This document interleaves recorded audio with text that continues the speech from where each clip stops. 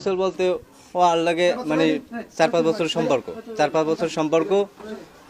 ও আমার সাথে আসবে, আমি বলছি আমি হিন্দু, তুই যদি হিন্দু হইতে পারো তাহলে আসিস, ঠিক আছে।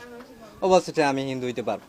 আজকে সালিশ হওয়ার কথা ছিল, ও আমার ফোন দিছে, আমি মানে ফোন অনেকবার দিছি, আমি ধরি নাই।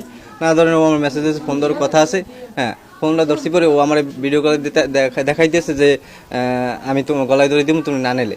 হ্যাঁ, আমি কম তোরে তো আমি বলছি যে তোরা কিরকম নেবো আমি, হ্যাঁ তুই যদি হিন্দু না হইতে পারো তাহলে আমি কিরকম নেবো, ঠিক আছে।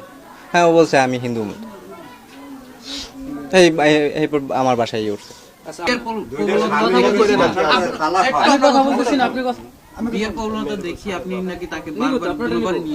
না না না, ও বিয়ে করছে এটা সেটা আমি জানি না, ঠিক আছে। বিয়ে করছে ও জানে না। ও আমার পরে ফোন দিয়েছে আমার বিয়ে হয়েছে। আমি বলছি তো বেশ ভালো, তোর বিয়ে হয়েছে, থাক, ঠিক আছে। পরে আমি চাকরি করতাম ঢাকায়, আমি ঢাকায় ছিলাম, ঢাকায় ছুটিতে আসছি পুজোর ছুটিতে। পরে শুনি ও নাকি পালাই গেছে। কোথায় পালাই গেছে সেটা তো আমি জানি না। অনেক বারবার বলছি যে আমি কিন্তু হিন্দু। ও সমস্যা নাই, আমি হিন্দু হমো, তুমি যেরকম বলবো এরকমই চলবো।